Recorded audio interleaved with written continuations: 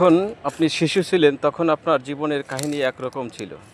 যখন হাই স্কুলে পড়ছেন তখন ছিল আর একরকম, কত আনন্দের জীবন ছিল। যখন পড়াশোনা শেষ করে বেকার ঘুরে বেড়াচ্ছেন তখন নিজের আত্মীয় স্বজন, আপনজন, বাবা মা, ভাই বোন, গ্রামের লোক সবাই আপনাকে অপদার্থ বলে একটা গালি দিত।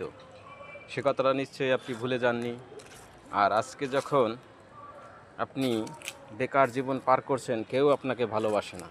কারণ কি, ভালোবাসার একটা বয়স থাকে। সবাই বলে নিঃস্বার্থ ভালোবাসি। আসলে নিঃস্বার্থ বলতে কোনো কিছু হয় না।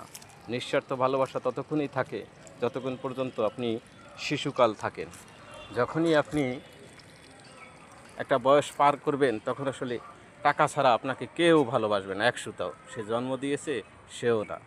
তাই টাকাটা হয়েছে পৃথিবীতে এমন একটা জিনিস যা ছাড়া কোনো মানুষ এক সুতাও চলতে পারে না।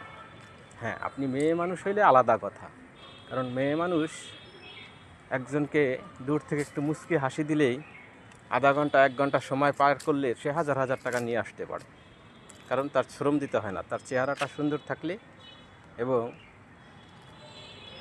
সে যদি চায় 1000 পুরুষকে পাগল বানিয়ে টাকা ঠিকই ইনকাম করতে পারবে।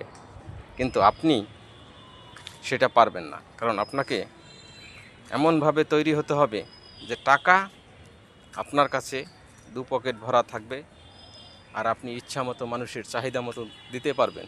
তখনই আপনি ভালো ব্যক্তি হবেন।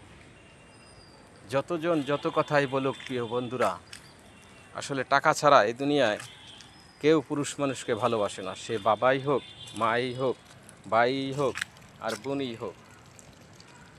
তাই টাকাটা পুরুষ মানুষের একটা শক্তি।